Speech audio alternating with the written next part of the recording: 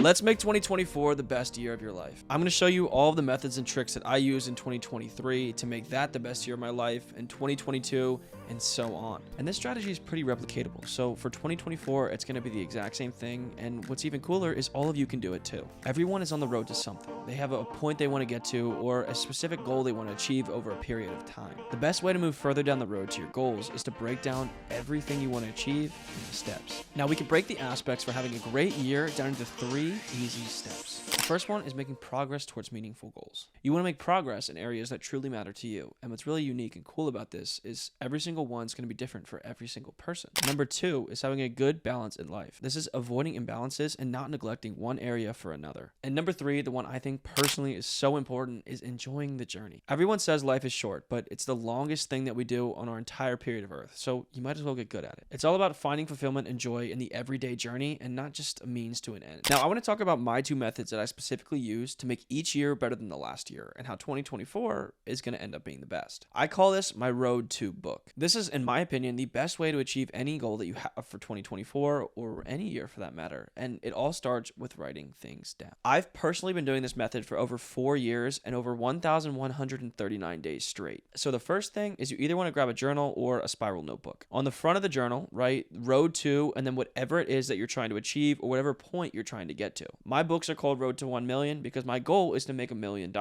And like I said before, everyone's on the road to something. So the best way to achieve that goal is to write it down and compartmentalize everything you're trying to accomplish. Now on the first page of the journal, we're going to write a note to ourselves. Talk about the roller coaster of the year you had, the ups and downs, the twists and turns, the unexpected moments that took your breath away. Then talk about everything that would make 2024 perfect if you accomplished it. And this next part is super important. In the back of the journal, you're going to write 10 specific goals that you want to achieve throughout the year. Now, out of those 10 goals, pick 3 out of the 10 that are going to be most important to you to achieving your success or you think would be the most attainable in the short term. Write 10 to 20 bullet points in order of how you plan to achieve each and every single one of these goals. Break it down step by step, and if it doesn't seem clear enough, break each of those down step by step. And what's cool about this is you can focus your day on specifically achieving each of these points, and then you can just cross them off, and it makes it a lot of fun. It's like gamifying life. And that's the exact reason that I do this, because it gamifies the life experience. Life should be fun, and you should be able to experience joy while you're being productive and crushing your goals at the same time. The coolest part about this is that if you achieve these 3 big goals of the year, you get the satisfaction of knowing that you're making progress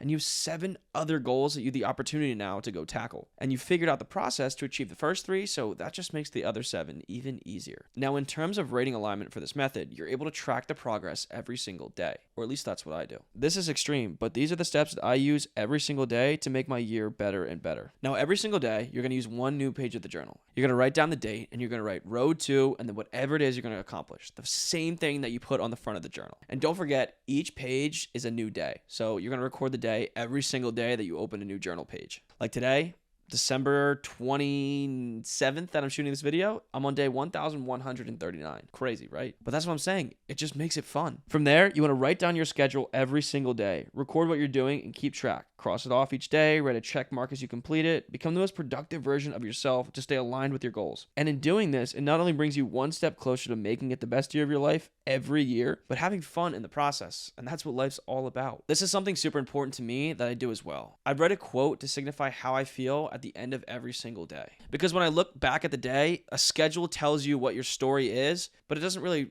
write how you're feeling. And I think signifying this with a quote really breaks down how you're feeling day in and day out, because you can look back and say, wow, I feel great about the journey I've been on, but I know there were bumps in the road. So which day specifically was it tough for me? And you can go back and look at the quotes. If it was a good day, I wrote a quote about joy. If something happened that got me upset, I wrote a quote about adversity. If I got my feelings hurt, I wrote a quote about overcoming sadness. If I feel like I didn't get a lot done, I wrote a quote about productivity. And I always write my immediate 3 goals for the next day down on that journal page for the day as well. And I always make sure that they align with my goals in the back of the book because they're the main goals you're trying to achieve. In doing this, you're able to become laser focused. And if you think you can't do this, I thought the same thing. But now, I'm on day 1,139 and I am still going strong. And this method is single-handedly the reason that I'm able to do all the stuff that I'm able to do in just a year. And it's pretty cool. I can look back and see my entire college experience broken down day by day. And I'm on book 8 now, almost on book 9.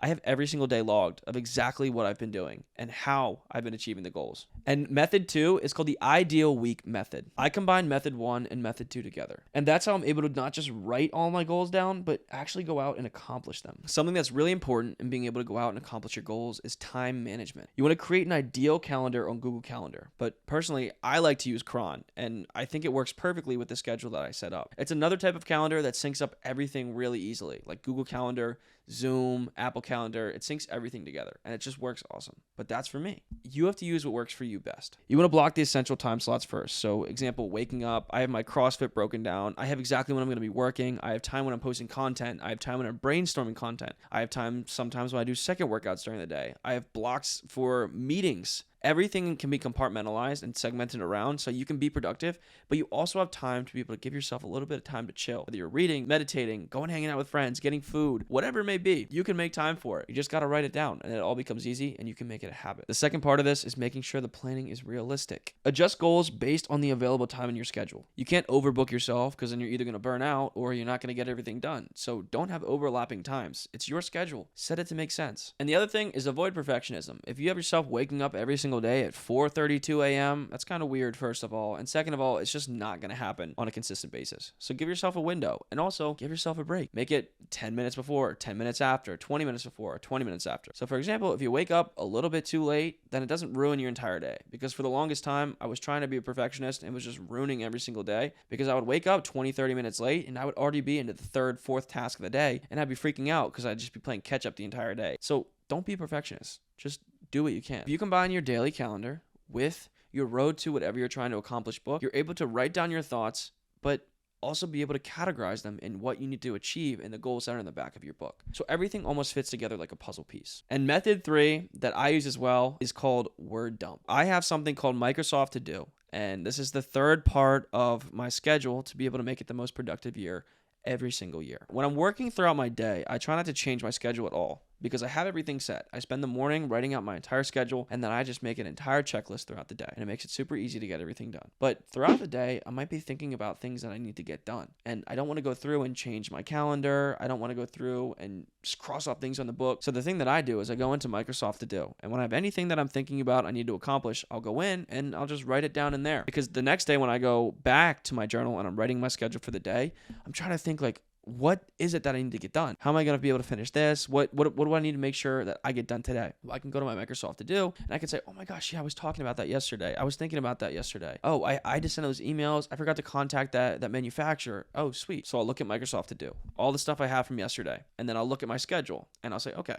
So I'll start picking things and compartmentalizing things from Microsoft To Do and categorizing, almost like puzzle pieces, putting them into my journal. Where is it going to fit? What is it going to do? And then I cohesively work with my cron schedule to see when do I have all the meetings. So then what I can do is put everything together and focus it on this road to book as the puzzle piece, the missing piece to be productive every single day. And this may sound like a lot, but it takes a lot to be really successful. And it takes a lot to go after and accomplish a lot of different goals at one time. But sometimes that's what it takes. And by doing this, it makes me extremely efficient at achieving my goals. And the other thing I focus on too with the to-do schedule is I give myself reminders. I tell myself to have mental health breaks, whether I'm going to hang out with friends, spend time with my family, spending time just going out to eat. Maybe you can go grab Chipotle. I do that a lot. It's about finding the balance. You really want to be able to balance your mental health, physical health, and your emotional health. And having everything written down and compartmentalized is the perfect way to do that. And method 4 is the final method that doesn't work together with method 1, 2, and 3, but it's another way to break down your goals for the year to make it perfect. And I call it the 3 best versions of me. You want to split your life into 3 different components of ways to make yourself more productive. And that's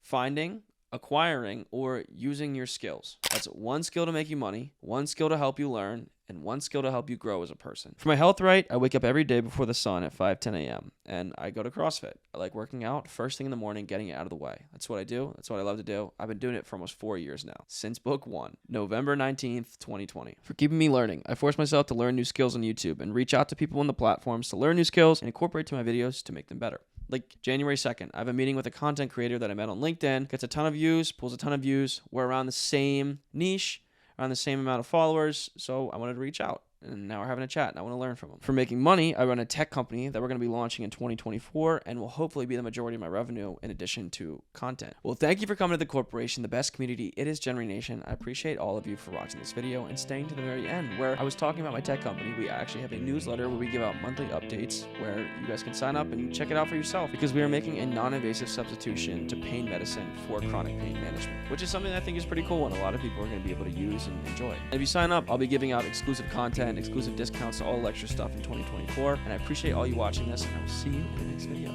Peace.